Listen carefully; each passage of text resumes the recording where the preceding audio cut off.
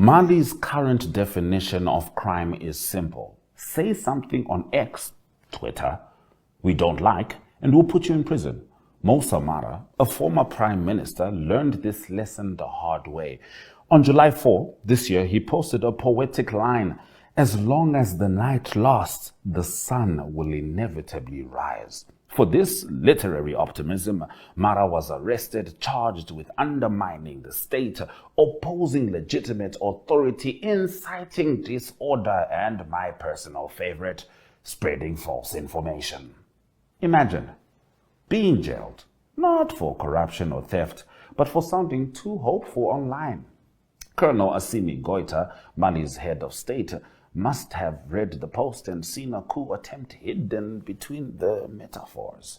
Perhaps he thought the rising sun was a code word for France, or maybe just a reminder that he's running out of time before dawn catches up with him. Whatever the paranoia, the junta responded with surgical precision. Deploy the cybercrime prosecutor.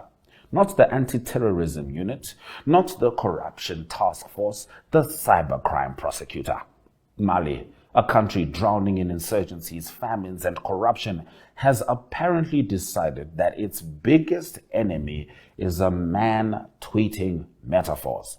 Mara's case is not isolated. It's part of a broader strategy. Silence all political voices, disband political parties, done in May 2024, and grant Goita a renewable 5-year term, done in June 2025. The junta has converted itself into Mali's permanent landlord. The people are tenants, and their rent is silence. Social media, once the last refuge of dissent, is now booby-trapped. Say the wrong thing and you'll be interrogated, grounded at the airport, or thrown into pre-trial detention. Mara was interrogated multiple times in July, stopped from leaving the country, and finally arrested. His crime was not the tweet itself, but the stubborn insistence that he still had rights in a country that has abolished them. The charges are laughably vague, undermining the credibility of state, as though the state hasn't already done that by staging 2 coups in 5 years. Opposing legitimate authority. What authority? The junta dissolved political parties and banned opposition. What's left to oppose? Inciting disorder. Mali is already in disorder. Whole swaths of territory are under militant control. The state barely functions outside Bamako. If anything, Mara's optimism was the most orderly thing in the country. But behind the absurdity lies a chilling logic. Goita and his circle know that their survival depends on fear. They can't deliver prosperity, they can't deliver peace, so they deliver silence. Mara, with his poetic lines and calls for conscience, punctures that silence. And that is intolerable. So they hold him before courts that pretend to be legal, but are little more than theater productions with soldiers in the front row. Mara's supporters, of course, see him as a symbol. He is not just a former prime minister. He is a reminder that politics could once be about dialogue, elections, and legitimacy. His arrest is designed to erase that memory. If Malians forget that democracy ever existed, they won't demand its return. This is the psychological war being waged, not just the suppression of dissent, but the suppression of memory. International organizations have condemned his detention. Human rights groups call for his release, and the Western governments issue press statements.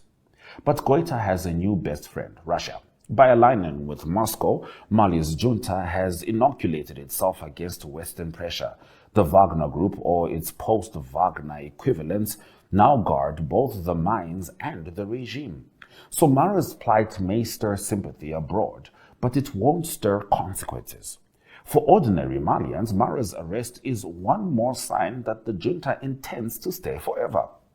Political life has been shrunk to whispers in homes and coded jokes on WhatsApp. To speak openly is to invite surveillance, arrest, or worse. But silence breeds resentment. Mali's youth, who make up the majority, are not blind. They see a country where soldiers swap fatigues for suits, but keep the guns close by. They see the transition to democracy stretching indefinitely like a night that promises dawn, but never delivers. And so Mara sits in detention, waiting for a September trial that is already decided. His case will be cited as proof of due process, a fig leaf for a system that no longer believes in laws. His tweet will be dissected like contraband literature, and the verdict will likely confirm what everyone knows. In Mali, freedom of speech is freedom of suicide. Yet there is power in his defiance. By refusing to stay quiet, by insisting on calling prisoners of conscience what they are, Mara has exposed the fragility of the junta. A regime that feels threatened by poetry is a regime that knows its own weakness. Goita, with all his soldiers and guns, is afraid of words. And that is the ultimate satire. The man with tanks cannot sleep at night because of a sentence on a screen. Mwah.